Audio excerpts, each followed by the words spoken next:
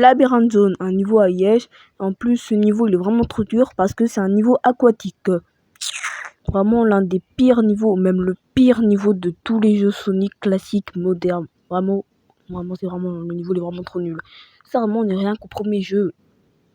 N'importe quoi. Bon, blague à part, ce niveau il est vraiment difficile et vraiment dur. Le niveau il est plus meilleur sur Master System, mais si t'as envie de le tester, fais comme tu veux, hein, je t'oblige pas. Tu peux jouer à le jeu sur Master System ou la version qu'on connaît tous, comme tu veux, mais le jeu il est vraiment pas ouf. Désolé, hein, mais bon. Bon, je crois que c'est le niveau là où je vais le plus durer parce qu'il y a vraiment trop de choses à dire. Que ce soit les flèches qui vont foncer sur toi, que ce soit bien sûr aussi que ce soit sur la mer, que ce soit les parties où tu tombes ou les parties de pièges, ou bien sûr le pire, que ce soit le timer où tu vas bientôt te noyer. Bon, c'est ciao au prochain niveau. Ah là là, Starlight Zone. Ce niveau, c'est vraiment une dinguerie. Que ce soit la musique, que ce soit, bien sûr que oui, les parties iconiques du niveau. Et aussi, bien sûr que oui, le niveau, il est trop bien. Même s'il y a un peu trop d'ennemis, c'est un peu trop chiant, mais pas grave. Ce niveau, il est calme. Pour moi, je l'aime bien, mais il est un peu trop difficile. C'est un peu un challenge pour les débutants. Ce niveau, il est mémorable.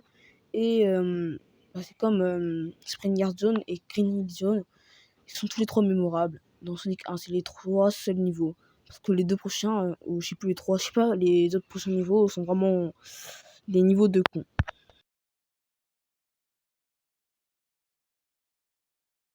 Bon, Scrap Brain Zone, ce niveau c'est comme les autres, hein, c'est pas ouf. Mais bon, ça quand même, il a quand même un peu ses débuts d'être un très bon niveau, mais il est pas ouf. Parce que c'est le niveau avant le pire dernier boss des jeux. J'ai aussi un petit truc à vous dire, je vais pas que parler de Scrap Brain Zone, parce que dans Scrap Brain Zone, avant de affronter le dernier boss, tu tombes dans un trou et tu fais un espèce de labyrinthe zone, mais en plus dur, encore en aquatique, tu dois essayer de remonter. Bon, il est moins long le niveau, mais il est quand même chiant. Si c'est ça, passons à le dernier boss.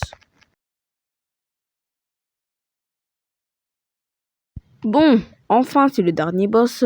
Ce boss bien chiant, là où Eggman est dans des cases et il n'a que faire de s'écraser en bas, et tu dois essayer de taper la case là où Eggman il est.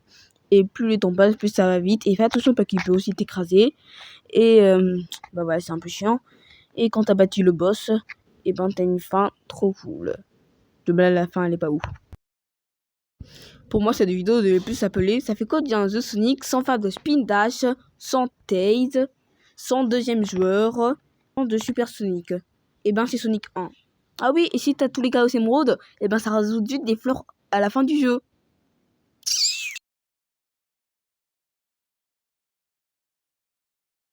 C'était une blague, je vais pas quand même parler de spécial tâche.